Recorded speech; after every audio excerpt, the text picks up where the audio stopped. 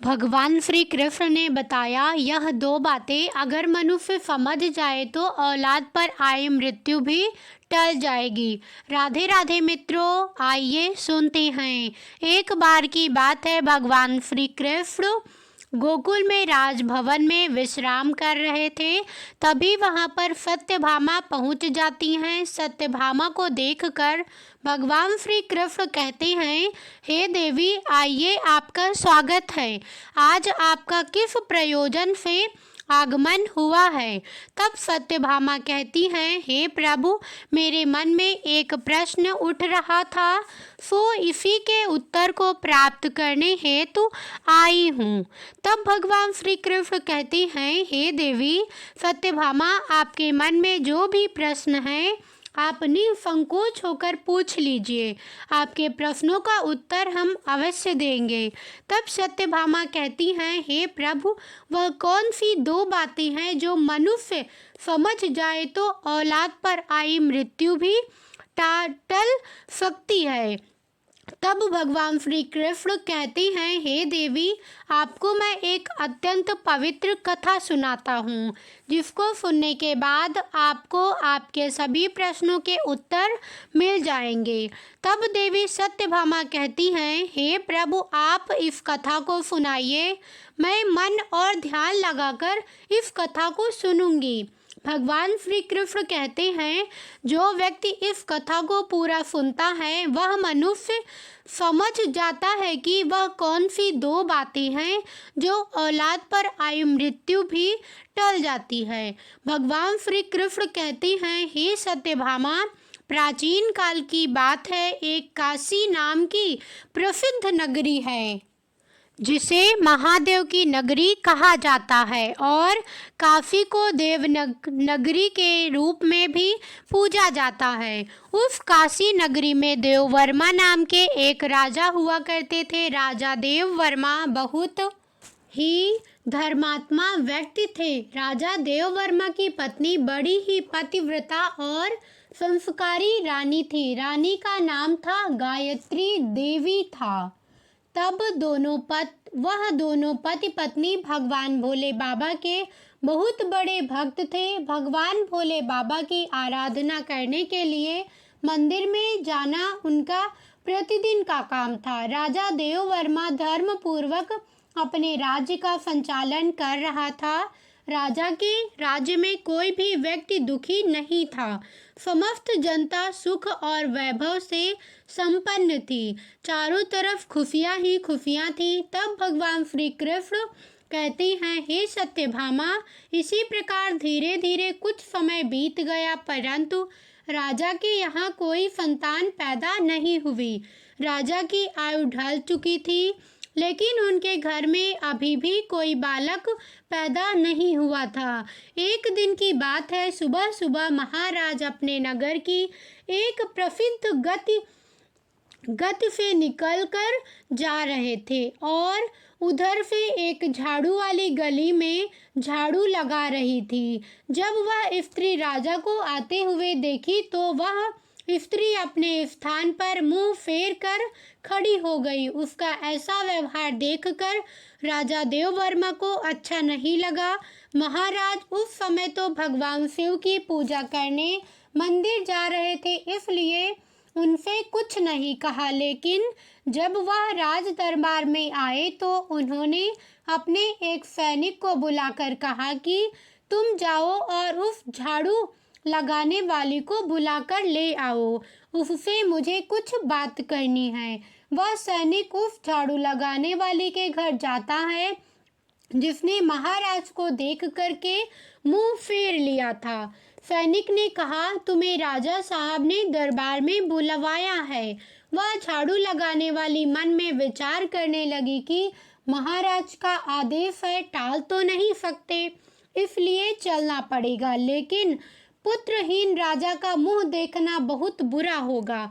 वह झाड़ू लगाने वाली उस सैनिक के साथ राजा के दरबार के लिए चल देती है और कुछ समय के बाद महाराज के दरबार में वह जाकर खड़ी हो जाती है और राजा को प्रणाम करती है। महाराज कहने लगे, हे बहन, आप मुझे एक बात बताओ, आज प्रातः काल जब मैं भगवान शिव के मंदिर के लिए जा रहा था तो तुमने मुझे देखकर अपना मुंह क्यों फेर लिया था? तब वह महिला कहती है, हे महाराज, आप भले ही मुझे मृत्यु दंड दे दो तो भी मुझे कोई ऐतराज नहीं है, परंतु मैं सत्य ही बोलूंगी। हे महाराज, आपके यहाँ तो परम विद्वान और श्रेष्ठ महर्षिराज पुरोहित सब विराजमान हैं। अगर मैं गलत बोलूँ तो आप इनसे पूछ लीजिएगा। सुबह सुबह आपका कोई मुख देख लेता है तो उसका पूरा दिन खराब हो जाता है, क्योंकि आप संतानहीन राजा हैं। इसलिए मैं आपको देख करके अपना मुंह फेर ली थी। राजा देववर्मा इस बात को सुन करके बड़े अचंभित हुए, मन में विचार करने लगे कि यह स्त्री तो बिल्कुल सही कह रही है। यदि किसी नगर का राजा पुत्रहीन है तो वास्तव में यह अच्छा नहीं है। आगे भगवान श्री कृष्ण कहती हैं, हे देवी सत्यभामा, राजा ने उस झाड़ू वाले को उसके घर भेज दिया और मन में विचार करने लगे कि अब तो मुझे भगवान शिव के यहाँ जाकर एक पुत्र प्राप्ति यज्ञ करना चाहिए। ऐसा विचार करके राजा अपने महलों में आए और अपनी महारानी से कहने लगे कि हे रानी, हमारे नगर के लोगों को हमारा मुंह देखने से बहुत तकलीफ होती है, क्योंकि हम संतानहीन हैं, हमारी कोई संतान नहीं है। चलिए भगवान शिव के दरबार में चलते हैं और भगवान भोलेनाथ से आराधना करेंगे कि वह हमें एक पुत्र प्रदान करें। भगवान श्री कृष्ण कहते हैं, हे देवी, यही विचार करके देववर्मा और रानी दोनों भगवान शिव के मंदिर में चले जाते हैं और वहां जाकर उन्होंने पुत्र प्राप्ति यज्ञ का आयोजन किया। अब राजा रानी के पुत्र प्राप्ति यज्ञ करने पर भी संतान उत्पन्न ना हुई। राजा का पुत्र प्राप्ति यज्ञ भी निष्फल हो गया।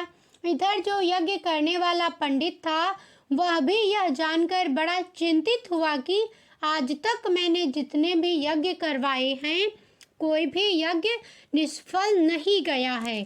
लगता है राजा का भाग्य ही खोटा है।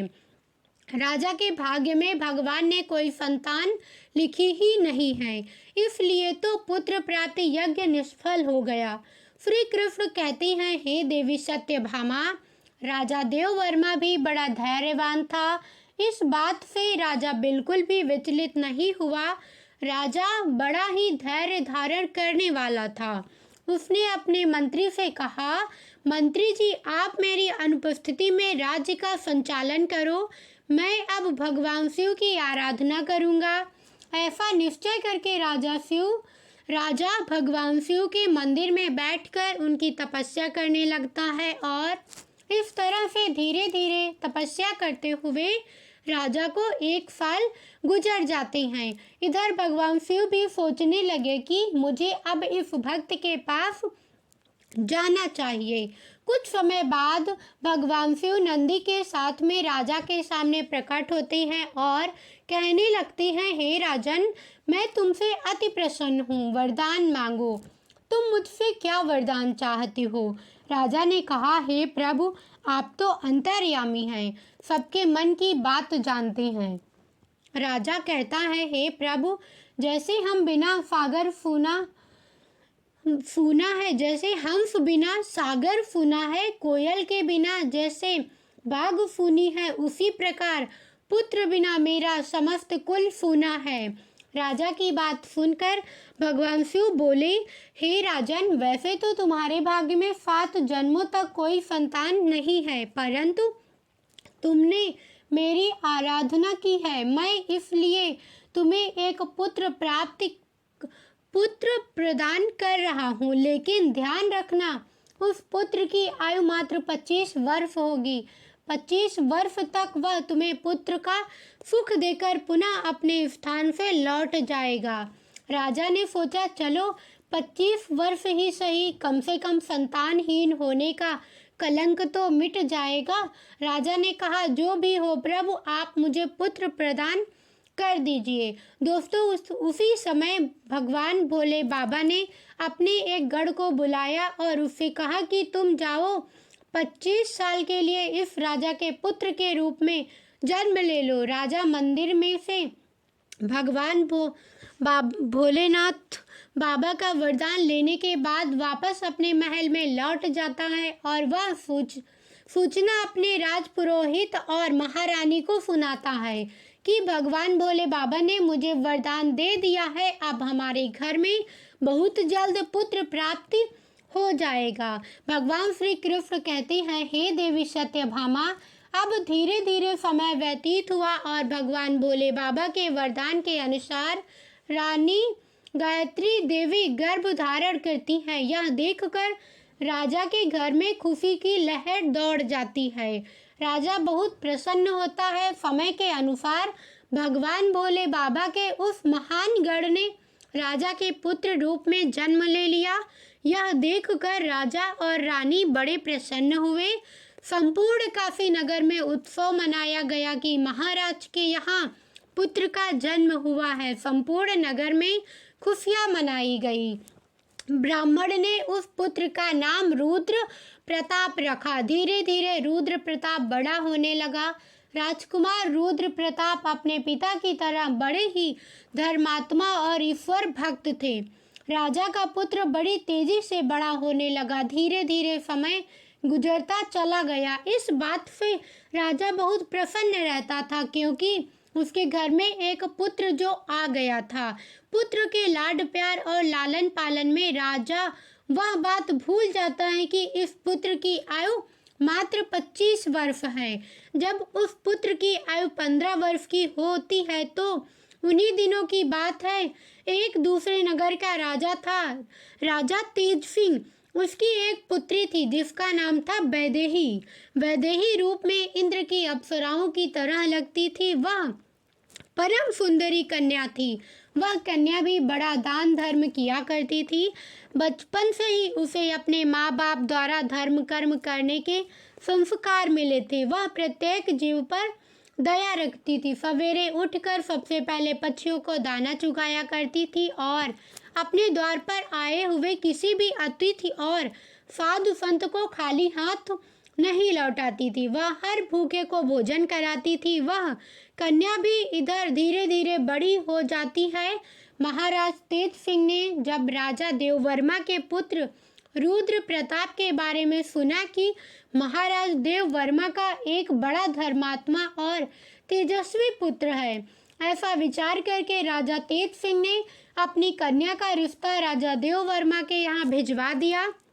उधर राजा देववर्मा मन में विचार किया कि मेरे पुत्र की आयु मात्र 25 वर्ष है, मुझे इसका विवाह कर लेना चाहिए और इसके यहाँ कोई पुत्र पैदा हो जाएगा तो मेरे भी वंश आगे बढ़ जाएगा। ऐसा सोच विचार कर राजा देववर्मा ने अपने राजकुमार का रिश्ता तय कर लिया और कुछ समय में ही राजकुमारी वैदेही का राजकुमार रुद्र प्रताप के साथ विवाह हो जाता है। राजकुमारी वैदेही बहुत ही पतिव्रता स्त्री थी। उसका एक नियम यह भी था कि वह भोजन तब तक नहीं करती थी जब तक किसी भूखे प्राणी को भोजन नहीं करा देती थी। धीरे धीरे समय गुजरता गया। भगवान श्री कृष्ण कहते हैं कि हे सत्यभामा, इधर राजा देववर्मा को लगने लगा कि उसके पुत्र की मृत्यु का दिन नजदीक आ रहा है। उसकी 25 वर्ष की आयु पूरी होने वाली थी। राजा तो पहले से ही जानता था क्योंकि भगवान भोले बाबा ने उसे सब कुछ बता दिया था कि आपके पुत्र की आयु मात्र 25 वर्ष की होगी। राजा ने यह बात किसी को नहीं बताई थी। धीरे धीरे राजा की चिंता बढ़ती जा रही थी। जैसे जैसे राजकुमार की उम्र बढ़ रही थी वैसे वैसे राजा की चिंता बढ़ रही थी। धीरे धीरे जब राजकुमार की आयु में मात्र 4 दिन शेष रह गए तो राजा सोचने लगा कि अब मैं क्या करूं। मेरा पुत्र तो 4 दिन के बाद मृत्यु को प्राप्त हो जाएगा। पुत्र मोह के कारण भगवान भोले बाबा के वरदान को भी राजा भूल जाता है और पुत्र में आसक्ति होने की वजह से वह बीमार पड़ जाता है। वह पुत्र की मृत्यु की बात सबको बताकर उन्हें भी चिंता में नहीं डालना चाहता था। अब तो राजा ने भोजन करना छोड़ दिया। इधर जब वह दिन आ गया जिस दिन उसके पुत्र की मृत्यु होने वाली थी, उस दिन राजा सुबह से ही भगवान भोले बाबा के ध्यान में डूब गया। कहने लगा, हे प्रभु, पुत्र के जाने का दुख सहन करने की मुझ में शक्ति प्रदान करिए। विधि के लिखे को तो कोई नहीं बदल सकता, जो होना है वह तो होकर ही रहेगा। उस राजकुमार की जो नवविवाहिता पत्नी थी, वह प्रतिदिन भूखे को भोजन कराया करती थी, पक्षियों को दाना चुगाया करती थी। रोज की तरह उस दिन भी वह अपने धर्म कर्म में लगी हुई थी। इधर यमलोक में यमराज ने देखा कि आज राजकुमार रुद्र प्रताप की मृत्यु का दिन है, तो यमराज तुरंत अपने 2 दूतों को आदेश दे देते हैं कि जाओ, अब से 1 घंटे के बाद तुम्हें राजकुमार रुद्र के प्राण उसके शरीर से निकालकर लाने हैं। राजकुमार रुद्र प्रताप के प्राण तुम ऐसे नहीं निकाल सकते। इसके लिए तुम्हें एक सर्प के पास जाना होगा और उस राजकुमार की मृत्यु के लिए उसे प्रेरित करना होगा, क्योंकि उस राजकुमार की मृत्यु सर्प के डसने से ही होगी। कोई सर्प उसे डसेगा तभी हम उसके प्राण हर सकते हैं। यमराज ने अपने दूतों से कहा कि जाओ और शीघ्रता से अपना काम करो और 1 घंटे के अंदर ही उसके प्राणों को लेकर आना है। यमराज की आज्ञा पाते ही 2 यमदूत राजकुमार रुद्र प्रताप के प्राण लेने के लिए चल दिए। और उधर यमराज की माया से प्रेरित होकर एक सर्प मन में विचार करने लगा कि आज मुझे राजमहल में प्रवेश करना चाहिए और राजमहल में मुझे घूमकर देखना चाहिए। अब तो वह सर्प घूमता घूमता चला जा रहा था और राजा के राजमहल में प्रवेश कर गया। अब वह सर्प तो यमराज से प्रेरित था, इसलिए घूमता हुआ वह राजकुमार की बेड पर पहुंच जाता है, जहां राजकुमार सोता था। वहां जाकर राजकुमार के बिस्तर के पास बैठ जाता है। यमराज के दोनों दूत राजमहल के द्वार पर खड़े हो जाते हैं और समय पूरा होने का इंतजार करने लगते हैं। सोचते हैं कि 1 घंटे का समय कब खत्म होगा, कब यह नाग उस राजकुमार को डसेगा, तब हम उसके प्राणों को लेकर यमलोक जाएंगे। इस प्रकार यम के दूत विचार कर ही रहे होते हैं, तभी क्या होता है, किसी दूसरे एक गांव में एक गरीब व्यक्ति रहता था। उसकी एक पुत्री थी।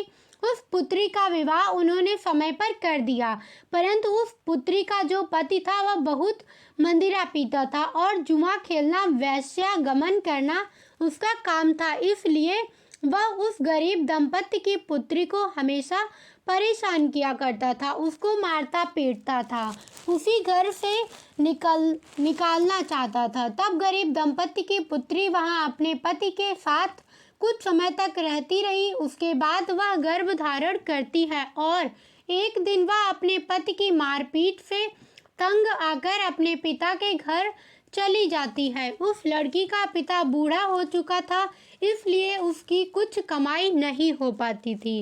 वह बेचारा भी भीख मांगकर खाता था, भीख मांगता और 3 प्राणियों का पेट पालन पोषण करता था।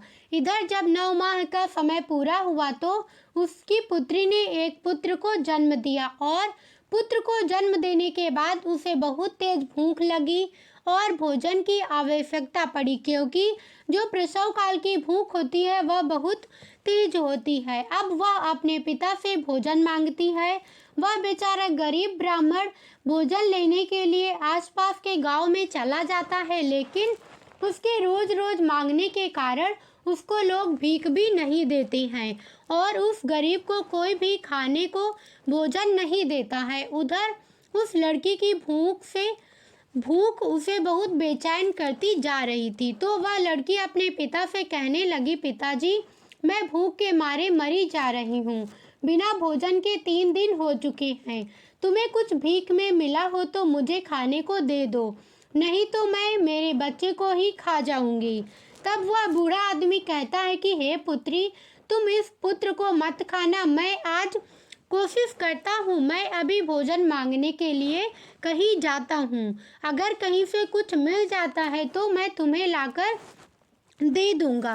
अगर मैं काशी नगर में जाऊंगा, वहाँ के जो राजा हैं उनके द्वार पर जाकर उनसे कुछ मांगूंगा, यदि कुछ खाने को मिला तो मैं तुम्हें लाकर अवश्य दूंगा। ऐसा विचार करके वह बूढ़ा पिता चल देता है और इधर जो राजकुमार की धर्मपत्नी वैदेही थी, वह रोजाना गरीबों को भोजन करवाती थी।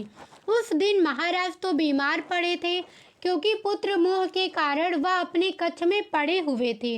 इसलिए आज उसने गरीबों को कोई भोजन तो नहीं कराया, परंतु उसने अपने पति के लिए जो भोजन बनाया था उसमें कई प्रकार के व्यंजनों से और पकवानों से सजा करके भोजन का थाल सजाकर उसने रख दिया था कि उसके पति आएंगे तो वह उन्हें भोजन करा देगी। लेकिन इतने में वह बूढ़ा आदमी उसके द्वार पर पहुंच जाता है। इधर राजकुमार रुद्र प्रताप की पत्नी वैदेही को द्वार पर खड़ा वह दीनहीन वृद्ध आदमी दिखाई दे जाता है और उस बूढ़े को देख कर के उसे दया आ जाती है। बूढ़े आदमी ने उसकी तरफ देखा तो कहने लगा, हे बेटी, यदि मुझे इस समय कुछ भोजन मिल जाए तो तुम्हारा बड़ा एहसान होगा। रानी ने देखा कि यह कोई गरीब आदमी है और मुझसे भोजन मांग रहा है। यह भोजन तो मैंने अपने पति के लिए बनाया है, अगर यह भोजन मैं इसे दे दूंगी तो मेरे पति क्या खाएगा। फिर उसने सोचा कि मेरे पति तो अभी भी आए भी नहीं हैं, वह अपने बीमार पिता के पास बैठे हैं, तब तक मैं यह भोजन इस बेचारे गरीब व्यक्ति को दे देती हूँ। मेरे पति आ जाएंगे तो मैं उनके लिए और भोजन तैयार कर दूंगी। इतना कहकर राजकुमारी वैदेही ने जो भोजन अपने पति के लिए बना कर रखा था, उस स्वादिष्ट व्यंजन से सजी हुई थाली उस गरीब बूढ़े आदमी को दे दी। बूढ़ा आदमी उस भोजन को लेकर चला जाता है। वह बड़ी शीघ्रता से चलता हुआ और भोजन को लेकर के अपने घर पर आ जाता है, क्योंकि उसकी पुत्री 3 दिन से भूखी थी। और उधर क्या होता है, जो राजा का पुत्र था, अपने पिता की देखभाल करने के बाद, उनको वैद्य को दिखाने के बाद राजा के कक्ष से निकलकर अपने कक्ष की ओर जाने लगता है। उसके महल के द्वार पर 2 यमदूत तैयार खड़े थे और वह नाग उसको डसने के लिए उसके बिस्तर पर बैठा हुआ था। उधर उस वृद्ध ने वह भोजन ले जाकर अपनी पुत्री को दे दिया। तब भगवान श्री कृष्ण कहते हैं, हे देवी सत्यभामा, आप यह ध्यान रखें कि किसी भी विपत्ति को टालने के लिए आपको एक संकेत मात्र मिलता है, और यदि आप उस समय को पहचान गए, उस संकेत को समझ गए, तो बड़ी से बड़ी विपत्ति भी टाली जा सकती है। राजकुमार ने अपने कक्ष में जाने के लिए जब सीढ़ियों पर पैर रखा तो उसे छींक आ गई। उधर उसका निर्धारित समय पूरा होने वाला था। यम के दूत बड़े उतावले हो रहे थे कि 1 घंटे का समय पूरा होने वाला है, उसमें कुछ ही क्षण शेष बचे हैं। साथ ही साथ उधर वह नाग गुस्से में बैठा हुआ उसके आने का इंतजार कर रहा था कि वह राजकुमार आएगा और उसे मैं डस लूँगा। उधर उस बूढ़े आदमी ने भोजन ले जाकर अपनी बेटी को दे दिया। लड़की ने जब भोजन खाया तो पूछने लगी, पिताजी, यह भोजन आपको किसने दिया है? लड़की के पिता ने कहा, पुत्री, यह भोजन यहाँ की महारानी ने दिया है। यहाँ के राजा की जो पुत्र वधू है, उसने मुझ पर दया करके यह स्वादिष्ट भोजन मुझे दिया है।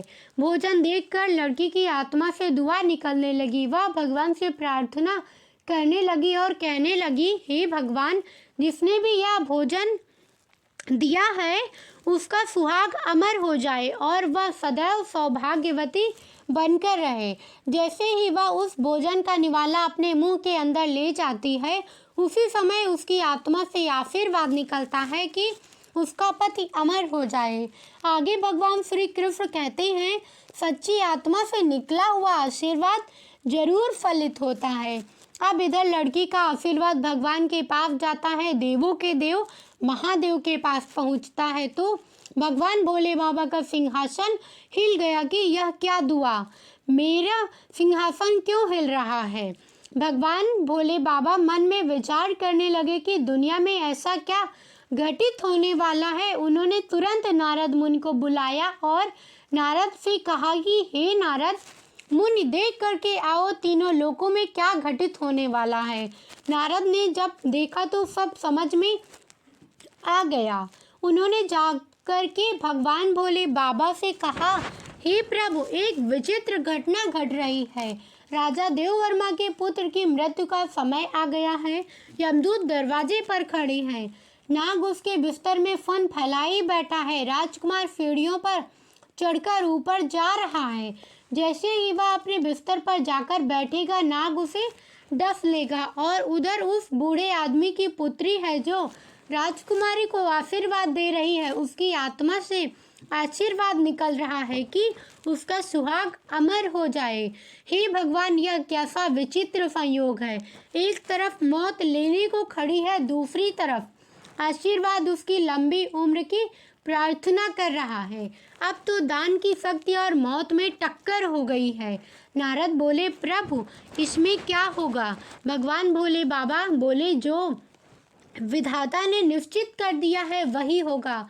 देखते रहिए, सब अच्छा ही होगा। उसके बाद भगवान भोले बाबा वहां से अंतर ध्यान हो जाते हैं। उधर वह राजकुमार सीढ़ियों पर चढ़कर अपने पलंग की ओर बढ़ रहा है। यम के दूत तैयार खड़े हुए हैं, देख रहे हैं कि अब हमारा काम बन गया। परंतु देखिए होनी का सहयोग। राजकुमार अपने बिस्तर पर जाकर बैठता है। उधर दान की शक्ति बीच में आकर खड़ी हो गई, जिसके कारण नाग बेहोश हो गया। उससे चला भी नहीं जा रहा था। उसमें आगे बढ़ने की शक्ति नहीं रही। नाग सोचने लगा कि मैं तो इस राजकुमार को डसने आया था, पर मुझसे तो अब चला भी नहीं जा रहा है। यह सब क्या हो रहा है? यह सब उस आशीर्वाद का प्रभाव था जो उस भूखी लड़की ने दिया था। भगवान श्री कृष्ण कहते हैं, हे देवी सत्यभामा, जब श्राप लग जाता है तो आशीर्वाद भी लगता है। राजकुमार और नाग के बीच में आशीर्वाद आकर खड़ा हो गया। राजकुमारी का दान मृत्यु को आगे नहीं बढ़ने दे रहा था। यमदूत उस दान की शक्ति से कहने लगे कि तुम यहाँ से लौट जाओ, हमें हमारा काम करने दो। हम इसके प्राण लेने आए हैं, इसके प्राण लेकर जाएंगे। तो दान की शक्ति और उस लड़की का आशीर्वाद कहने लगा, कभी नहीं, ऐसा कभी नहीं होगा कि हमारे होते हुए तुम इसके प्राण का हरण कर सको। अब तो दोनों में बहस आरंभ हो जाती है। बहस आरंभ हुई तो उनमें युद्ध शुरू हो गया और दान की शक्ति ने उन यम के दूतों को आगे बढ़ने से रोक दिया। यम के दूत आगे नहीं बढ़ पाए और यम के दूत वापस हार कर यमलोक को चले गए। दूतों ने जाकर के यमराज से कहा, महाराज, यह कैसी विडंबना है। यमराज ने कहा, तुम लोग खाली कैसे आ गए? तुम्हें तो राजकुमार रुद्र प्रताप के प्राण लेने भेजा था। तभी यमदूत कहने लगा, हे स्वामी, उसके प्राणों को लाने में दो बड़ी बाधाएं बीच में खड़ी हैं। उनके आगे हमारा कोई जोर नहीं चल पाया। यमराज ने कहा, ऐसी कौन सी बाधाएं हैं जो मृत्यु के मार्ग में रोड़ा बन रही हैं? दोनों यमदूतों ने बताया, हे स्वामी, एक तो दान की शक्ति है, दूसरी आशीर्वाद की शक्ति है। इतनी बात सुनकर यमराज बोले, हे दूतों, लगता है प्राण लाते लाते तुम लोग बूढ़े हो गए हो। मैं जाकर देखता हूँ कि कौन सी बाधा राजकुमार के प्राण लाने से रोकती है। फिर भगवान श्री कृष्ण कहते हैं, हे देवी सत्यभामा, फिर यमराज धरती लोक पर स्वयं ही आए। उधर भगवान भोले बाबा ने मन में सोचा कि अब मुझे इनमें समझौता कराना होगा। यमराज इनसे जीत नहीं पाएंगे और अगर यमराज हार गए तो यह प्रकृति के नियमों का उल्लंघन होगा। यमराज जब वहां उपस्थित हुए तो वहीं भगवान शिव जी भी प्रकट हो गए। यमराज ने भगवान भोले बाबा को देखा तो भगवान भोले बाबा को देख करके उनके चरणों में प्रणाम किया। भगवान यमराज से बोले, हे यमराज, आप नहीं जानते हो, आपके विधान के अनुसार इसकी आयु पूर्ण हो चुकी है, परंतु आप मुझे यह बताइए कि क्या श्राप नहीं लगते? श्राप तो मुझे भी झेलना पड़ा था। श्री हरि विष्णु को और ब्रह्मा जी को भी झेलने पड़े थे। क्या आपने श्राप के कारण मृत्युलोक में जन्म नहीं लिया था? यमराज कहने लगे कि हे भगवान, वह तो मुझे ऋषि के श्राप का मान रखना था। तो भगवान शिव बोले कि जब तुम एक श्राप का मान रख सकते हो तो उसी तरह से किसी के आत्मा से निकलने वाले आशीर्वाद का भी मान रख सकते हो। उसे आप कैसे निष्फल कर सकते हो? यमराज भगवान भोले बाबा से बोले, हे प्रभु, आप इसका उपाय आप ही बताइए, मैं क्या कर सकता हूँ? तो भगवान भोले बाबा यमराज से बोले कि आप इस राजकुमार की आयु 110 वर्ष कर दीजिए और 110 वर्ष के बाद इसको आप ले जाना। या उस वक्त के आशीर्वाद के कारण और वरदान के कारण मृत्यु के योग्य नहीं रहा है, इसलिए मृत्यु को इसने जीत लिया है। भगवान भोले बाबा के कहने पर यमराज ने प्रकृति के नियमों में परिवर्तन कर दिया और राजकुमार रुद्र प्रताप की आयु को बढ़ाकर 110 वर्ष कर दिया। उसके बाद यमराज यमलोक को वापस लौट गए। इधर राजकुमार रुद्र प्रताप की आयु 110 वर्ष की हो जाती है। भगवान श्री कृष्ण कहते हैं, हे सत्यभामा, इस प्रकार से एक भूखे को भोजन दान देने पर राजा की औलाद पर आई मृत्यु भी टल गई। इसीलिए तो मनुष्य के अच्छे कर्म या दया भाव दीनहीन की सेवा मृत्यु को भी टालने का सामर्थ्य रखती हैं। लेकिन मनुष्य यह देखना चाहिए कि जिसको वह दान दे रहा है वह उस दान का पात्र होना चाहिए, अर्थात वह दान देने के योग्य है या नहीं। यदि मनुष्य सुपात्र को दान देता है तो उस दान के सामने मौत भी पराजित हो जाती है। यदि कोई व्यक्ति किसी की सेवा करके और उसके कठिन समय में काम आकर उसकी मदद करते हैं और यदि किसी का आशीर्वाद लेते हैं तो वह आशीर्वाद मृत्यु को भी टाल सकता है। दान की और आशीर्वाद की शक्ति बहुत बड़ी होती है। उस व्यक्ति से बड़ा संकट भी टल जाता है। इस प्रकार से भगवान श्री कृष्ण ने देवी सत्यभामा को बताया कि वह कौन सी 2 बातें हैं जो औलाद पर आई मृत्यु भी टाल सकती हैं। आशा करती हैं कि आपको मेरी यह वीडियो पसंद आई होगी। साथ ही वीडियो पसंद आई हो तो वीडियो को लाइक, चैनल को सब्सक्राइब करके कमेंट में जय श्री कृष्णा जरूर लिखना। साथ ही अपने मित्रों संबंधियों के साथ जरूर शेयर करना। धन्यवाद।